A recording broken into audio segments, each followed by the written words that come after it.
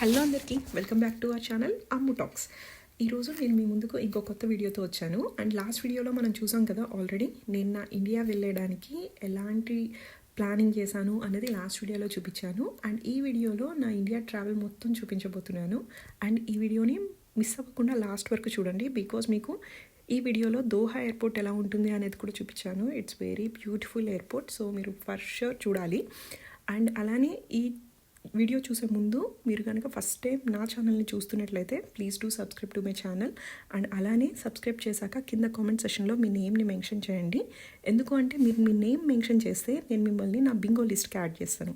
Once మీరు నా Bingo లిస్ట్కి add అయితే నేను ఫ్యూచర్లో ఒక గివ్ అవే లాంటిది ప్లాన్ చేస్తున్నాను సబ్స్క్రైబర్స్కి.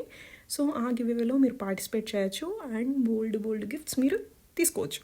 సో అందులో కనుక మీరు పార్టిసిపేట్ చేయాలి అనుకుంటే please do subscribe to my channel. And let's get into the video.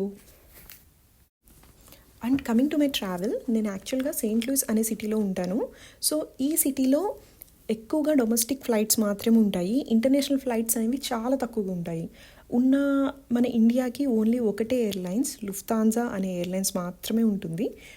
And నాకు ఈసారి నేను ఖతార్ ఎయిర్లైన్స్లో ట్రావెల్ చేస్తున్నాను. ఈ ఖతార్ ఎయిర్లైన్స్ యూఎస్లో స్టార్ట్ అయ్యి దోహాలో ఆగి అండ్ దోహా నుంచి ఇండియాకి ట్రావెల్ అవుతుంది. అండ్ ఇది డైరెక్ట్ సెయింట్ లూయిస్ నుంచి ఆపరేట్ అవ్వట్లేదు. అందుకనే నేను సెయింట్ లూయిస్ నుంచి షికాగో వెళ్ళి షికాగోలో మార్నింగ్ నుంచి ఈవినింగ్ వరకు వర్క్ చేసి అండ్ ఈవినింగ్ నా India flight Doha flight start అవుతుంది. ఏంటి అమ్మాయి ట్రావెల్ ఎంత వర్క్ చేస్తుంది అని అనుకోకండి. యాక్చువల్గా నాకు లీవ్ ఈ ట్రావెల్ అనేది చాలా అన్ఎక్స్పెక్టెడ్గా ప్లాన్ చేశాము. సో ముందు అసలు అనుకోలేదు. సో నేను అప్పటికప్పుడు వెళ్ళి మా మేనేజర్ని లీవ్కి పర్మిషన్ అడిగాను. సో ఆబ్వియస్లీ అప్పటికప్పుడు మనం ఒక 1 month ఇమ్మంటే బాగోదు కదా. అందుకనే నేను ఓన్లీ ఒక 2 weeksలో రిటర్న్ అయిపోతా అని చెప్పి 2 weeks మాత్రమే. అందుకనే ఈరోజు ఎలాగో ట్రావెల్ మనకి ఈవినింగ్ స్టార్ట్ అవుతుంది కాబట్టి ఈరోజు మనం వర్క్ చేస్తే ఇక నెక్స్ట్ కమింగ్ 2 weeks ఓవరాల్లో ఒక 15 days మనం లీవ్ తీసుకుని ఇండియా వెళ్ళొచ్చు అన్న ప్లాన్లో ఈరోజు అయితే నేను వర్క్ చేశాను. అండ్ అలానే ఈ ట్రావెల్ ఎందుకు అన్ఎక్స్పెక్టెడ్ ట్రావెల్ అంటున్నానంటే మా హస్బెండ్ ఆల్రెడీ ఇండియాలో ఉన్నారు అండ్ తనకి ఒక చిన్న ఇష్యూ వచ్చింది. సో తనకి సపోర్ట్గా ఉండడానికి నేను ఇండియా వెళ్తున్నాను. అందుకనే ముందు ప్లాన్ చేసి వెళ్ళింది కాదు, అప్పటికప్పుడు వెళ్ళింది. సో ప్రజెంట్ అయితే మనం షికాగో ఎయిర్పోర్ట్లో ఉన్నాము. ఈ ఎయిర్పోర్ట్ వచ్చేసి చాలా పెద్ద ఎయిర్పోర్ట్. సో ఇక్కడ మనం డొమెస్టిక్ ఎయిర్లైన్స్ నుంచి ఇంటర్నేషనల్ ఎయిర్లైన్స్కి మారాలి అంటే టర్మినల్ మారాలి. అండ్ ఆ టర్మినల్ జస్ట్ ఇట్లా వాక్ చేస్తూ వెళ్తే వచ్చేది. మన మధ్యలో ఒక బస్ తీసుకోవాలి అండ్ ఆ బస్ తీసుకొని వేరే టర్మినల్కి వెళ్ళాల్సి ఉంటుంది. నేనేం చేశానంటే మార్నింగ్ నుంచి ఎక్కడైతే నేను సెయింట్ లూయిస్ ఫ్లైట్ దిగానో ఆ టర్మినల్లోనే వర్క్ అనేది చేసుకున్నాను. ఆఫీస్ వర్క్ అనేది కంప్లీట్ అయిపోయాక ఇంకొక 2 hours ఫ్లైట్ బోర్డింగ్ ఉంది అన్నప్పుడు టర్మినల్ షిఫ్ట్ అయ్యాను. ఇట్స్ బెటర్, కొంచెం ముందు వెళ్ళడమే బెటర్ మనం వెళ్ళే టర్మినల్కి. ఎందుకు అంటే ఒక్కొక్కసారి పొరపాటున మనం ఫ్లైట్ వేరే టర్మినల్కి వెళ్ళిపోయే ఛాన్సెస్ ఉంటాయి కదా. అలాంటప్పుడు మళ్ళీ తిరిగి మన ఫ్లైట్ దగ్గరికి రావడానికి మనకు కొంచెం టైం అనేది ఉంటుంది. సో నేనేం సజెస్ట్ చేస్తాను అంటే ఒక 2 to 3 hours ముందే మీ టర్మినల్ ఏదైతే ఉందో అక్కడికి వెళ్ళిపోయి కూర్చోవడం అనేది బెటర్ చాయిస్. సో నేను కూడా ఇంకా ఈవినింగ్ నా టైం అవుతున్నప్పుడు నా టర్మినల్కి స్టార్ట్ అయ్యాను. వేరే బస్ తీసుకుని ఆ టర్మినల్కి అయితే షిఫ్ట్ అయ్యాను. I want to mention one more thing here. So Qatar ఎయిర్లైన్స్లో ఈ మధ్య ఏం చేస్తున్నారు అంటే మనకి చెక్-ఇన్ లగేజ్ ఉంటుంది కదా. సో ఆ చెక్-ఇన్ లగేజ్ ఈ ఫ్లైట్స్ మారేటప్పుడు కొత్త ఫ్లైట్లోకి చెక్-ఇన్ చేశాక ఆ చెక్-ఇన్ లగేజ్ అంతా బోర్డ్ చేసేసాక మనకు ఒక మెసేజ్ పంపిస్తున్నారు. సో మీ లగేజ్ అనేది ఈ ఫ్లైట్లో పెట్టాము అని చెప్పి. ఇదివరకు నాకు ఒక టెన్షన్ ఉండేది, ఆ చెక్-ఇన్ లగేజ్ మనతో వస్తుందా రావట్లేదా, ఏమన్నా మిస్ అవుతుందా, సో మిస్ అయితే ఎలాగా అని ఒక టెన్షన్ రన్ అవుతూ ఉండేది. బట్ ఈ మెసేజ్ సిస్టమ్ వల్ల ఇప్పుడు ఆ టెన్షన్ లేకుండా ఉంది అనిపించింది. సో నాకు ఈ సిస్టమ్ అయితే చాలా నచ్చింది.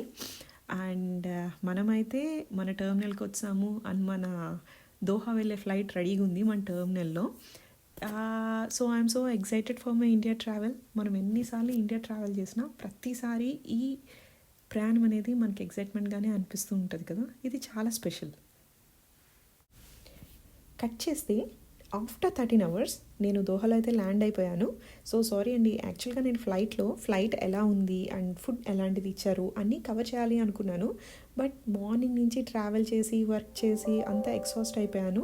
సో అందుకనే ఇంకా ఫ్లైట్ ఎక్కగానే పడుకున్నా.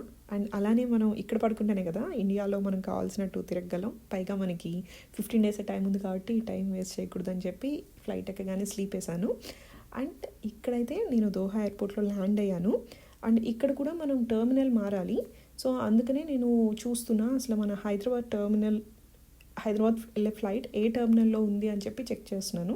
సో మనమైతే ఇప్పుడు హైదరాబాద్ ఫ్లైట్ ఉండే టర్మినల్కి వెళ్ళిపోదాం. On the way to my terminal నేను ఈ ప్లేస్ చూడగానే షాక్ అయ్యాను. నేను అస్సలు ఎక్స్పెక్ట్ చేయలేదు దోహా ఎయిర్పోర్ట్ ఇంత అందంగా ఉంటుంది అని చెప్పి. ఇది చూడగానే నాకు ఒకటే అనిపించింది, నేను ఈ సినిక్ బ్యూటీని ఫర్ షూర్ వీడియోలో క్యాప్చర్ చేయాలి అండ్ మీతో షేర్ చేసుకోవాలి అని చెప్పి అందుకే వీడియో స్టార్ట్ చేశాను. అసలు చాలా అందంగా ఉంది. లైక్ ప్లాంట్స్ మంచిగా పెంచారు అండ్ దానికి వాటర్ సప్లై కూడా వాళ్ళు చేస్తున్నారు. ఈచ్ ప్లాంట్కి డ్రిప్పింగ్ సిస్టమ్ ద్వారా వాటర్ సప్లై ఇచ్చారు. అండ్ అలానే కింద ల్యాండ్స్కేపింగ్ అంతా లైక్ ఒక పార్క్లో కూర్చున్న ఫీల్ వచ్చేలా కింద ల్యాండ్స్కేపింగ్ అంతా చేశారు. పైనుంచి ఫుట్ ఓవర్ బ్రిడ్జెస్ చేశారు. సో మన ఇండియాలో కూడా ఇలాంటి ఎయిర్పోర్ట్స్ లైక్ బెంగళూరులో ఎయిర్పోర్ట్ చాలా బాగుంటుంది, చాలా గ్రీనరీగా ఉంటుంది. సో ఇలాంటి ఎయిర్పోర్ట్ హైదరాబాద్లో కూడా వస్తే బాగుంటుంది అని నాకు అనిపిస్తుంది. మీకేమనిపించింది? మీ ఒపీనియన్ కామెంట్ సెక్షన్లో కామెంట్ చేయండి. అండ్ అలానే నాకు యాక్చువల్గా terminal to terminal transit time only 2 hours మాత్రమే ఉంది. నాకు ఇంకా చాలా టైం ఇక్కడే స్పెండ్ చేయాలి అనిపించింది ఈ గ్రీనరీ అంతా చూసాక. బట్ నేను అంత ఎక్కువ టైం స్పెండ్ చేయలేను, ఎందుకంటే స్పెండ్ చేస్తే నా నెక్స్ట్ ఫ్లైట్ మిస్ అయిపోతా కాబట్టి. అందుకనే నేను ఫాస్ట్గా వెళ్ళిపోవాల్సి వస్తుంది. బట్ మీరు కనుక ఫ్యూచర్లో త్రూ ఖతార్ ఎయిర్లైన్స్ ట్రావెల్ చేస్తున్నట్లయితే ఇండియాకి మీ ట్రాన్సిట్ టైం అనేది కొంచెం ఎక్కువ టైం ఉండేటట్టు చూసుకోండి. అరౌండ్ ఒక 5 hours అట్లా ఉంటే మీరు ఈ ఎయిర్పోర్ట్లో మీకు కావాల్సినంత టైం మీరు స్పెండ్ చేయొచ్చు, మొత్తం ఎక్స్ప్లోర్ చేయొచ్చు. కింద వేరియస్ యాక్టివిటీస్ ఉన్నాయి, అవన్నీ కూడా చూడొచ్చు. సో అవన్నీ చూసి దెన్ మీ నెక్స్ట్ టర్మినల్కి మీరు వెళ్ళొచ్చు. సో అందుకనే మీ నెక్స్ట్ ట్రావెల్లో ఒకవేళ ఖతార్ ఎయిర్లైన్స్ నుంచి కనుక మీరు వెళ్తున్నట్లయితే ఈ పార్ట్ని కూడా కన్సిడర్ చేయండి. I think you will sure enjoy it. మీలో ఇండియా నుంచి ఈ వీడియో చూస్తున్న చాలామంది అనుకోవచ్చు, ఏంటి ఈ అమ్మాయి ఉండేది అమెరికాలో, అండ్ అమెరికాలో ఇంకా ఎంత బాగుంటాయి ఎయిర్పోర్ట్స్, అలాంటి ఎయిర్పోర్ట్స్ చూసాక కూడా ఈ ఎయిర్పోర్ట్ ఎందుకు ఇంత నచ్చింది, ఇంత మెస్మరైజ్ అవుతుంది అని అనుకోవచ్చు.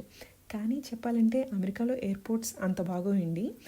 మన ఈ మధ్య ఇండియాలో డెవలప్ అవుతున్న ఎయిర్పోర్ట్స్ కానీ అండ్ ఇలాంటి కంట్రీస్లో ఉన్న ఎయిర్పోర్ట్స్ కానీ అమెరికా ఎయిర్పోర్ట్ కంటే కూడా చాలా బాగుంటున్నాయి. అండ్ మీరు చూసే ఉంటారు స్విట్జర్లాండ్ ఎయిర్పోర్ట్ కాదు, ఐ థింక్ సింగపూర్ ఎయిర్పోర్ట్లో కూడా ఒక వాటర్ ఫాల్స్ లాంటి ఒక స్ట్రక్చర్ పెట్టి చూడడానికి చాలా అందంగా ఉండేటట్టు డిజైన్ చేశారు. బట్ అమెరికాలో ఉన్న ఏ ఎయిర్పోర్ట్ అంత బాగోదు. నేను చూసిన అన్ని అమెరికన్ ఎయిర్పోర్ట్స్లో కొంచెం బాగుంది అనుకున్న airport I think Orlando airport. అది కొంచెం మోడర్నైజ్డ్గా కొత్త ఇన్ఫ్రాస్ట్రక్చర్తో ఉంటుంది. మిగతా అన్ని ఎయిర్పోర్ట్స్ మన పాత బేగంపేట ఎయిర్పోర్ట్ ఎలా ఉంటుంది, ఆర్ఎల్స్ మీరు ఎప్పుడైనా రామోజీ ఫిలిం సిటీ వెళ్ళినప్పుడు జస్ట్ ఒక ఫేక్ ఎయిర్పోర్ట్ ఉంటుంది కదా అందక్కడ, ఆ ఎయిర్పోర్ట్ లోపల ఇన్ఫ్రాస్ట్రక్చర్ ఎలా ఉంటుంది సేమ్ అట్లానే ఉంటుంది. అంతకుమించి పెద్ద గొప్పగా ఏముండవు మిగతా ఎయిర్పోర్ట్స్ అన్నీ. ఎందుకు అంటే ఈ ఎయిర్పోర్ట్స్ అన్నీ చాలా ఓల్డెన్ డేస్లో కన్స్ట్రక్ట్ చేశారు అండ్ ఆ టైంలో మనకి ఇన్ఫ్రాస్ట్రక్చర్ అనేది అంత లేదు కాబట్టి అంత ఎక్కువ డెవలప్ అయ్యి లేవు. సో అవన్నీ కంపేర్ చేస్తే ఈ ఎయిర్పోర్ట్ని కంపేర్ చేస్తే ఈ ఎయిర్పోర్ట్ చాలా అందంగా ఉంది. సో నేను ఎంత దూరం ట్రావెల్ చేస్తున్నా ఈ గ్రీనరీ అనేది ఇలానే కంటిన్యూ అవుతూ ఉంది. చూడ్డానికి ఐ ఫీస్టింగ్గా చాలా అద్భుతంగా అనిపించింది. ఈ ఎయిర్పోర్ట్లో ఓన్లీ గ్రీనరీయే కాదండి, దాంతోపాటు చాలా షాపింగ్ చేసే స్కోప్ కూడా ఉంది.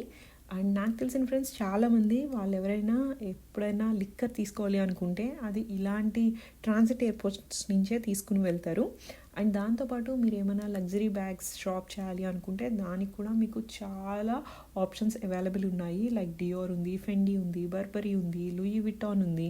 సో మీరు ఏమైనా అలాంటి థింగ్స్ షాప్ చేయాలి అనుకుంటే మీరు అది కూడా చేసుకోవచ్చు.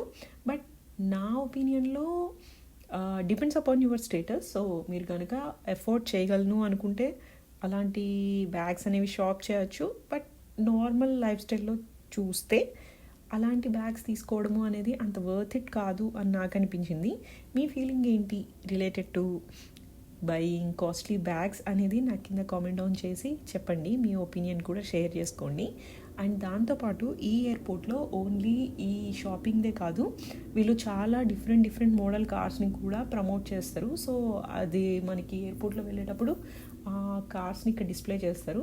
దానివల్ల ఏంటి అంటే చాలామంది ట్రావెల్ చేసే వాళ్ళకి ఎవరికైనా ఆ కార్ మోడల్ నచ్చితే దాన్ని మేబీ నెక్స్ట్ వాళ్ళు కార్ కొనేటప్పుడు దాన్ని కన్సిడర్ చేస్తారు అన్న ఉద్దేశంతో ఇక్కడ ఈ కార్స్ని కూడా ప్రమోట్ చేస్తారు.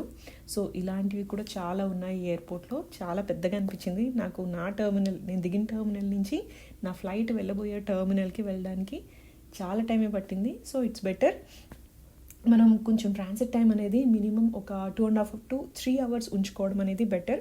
సో దట్ మనం ఒకవేళ కొంచెం ట్రావెల్ ఇటు నుంచి అటు మూవ్ అవడానికి లేట్ అయినా మన ఫ్లైట్ అనేది మిస్ అవ్వకుండా ఉంటుంది. సో మీరు మీ ఫ్లైట్ టికెట్ బుక్ చేసుకునేటప్పుడు ఈ జాగ్రత్త అయితే ఫర్ షూర్ తీసుకోండి. Finally after this much travel మనమైతే మన టర్మినల్కి రీచ్ అయిపోయాము అండ్ మన ఫ్లైట్ రెడీగా ఉంది. సో ఇంకా జస్ట్ నేను వెయిటింగ్ ఏరియాలో వెయిట్ చేస్తున్నాను బోర్డింగ్ స్టార్ట్ అవడం కోసం. సో వన్స్ బోర్డింగ్ స్టార్ట్ అయితే వితిన్ 3 hours మనం హైదరాబాద్లో ల్యాండ్ అయిపోతాము. ఆ ఫీలింగ్ తలుచుకుంటేనే ఎంత హ్యాపీగా అనిపిస్తుందో. సో ఇదండి నా total USA to India travel ఎలా జరిగింది అనే జర్నీ మీతో షేర్ చేసుకున్నాను. మీకు గనక ఈ వీడియో నచ్చినట్లయితే please do subscribe to my channel. And అలానే నేను ముందు చెప్పినట్లు మీరు కింద కామెంట్ సెషన్లో మీ పేరుని కామెంట్ డౌన్ చేయండి సబ్స్క్రైబ్ చేసుకున్నాక. సో నేను మీ నేమ్ని బింగోలీస్కి యాడ్ చేస్తాను అండ్ అలానే నేను పెట్టే గివ్ అవేస్లో మీరు పార్టిసిపేట్ చేయొచ్చు. Please do subscribe to my channel and like and share. Thank you all. Bye.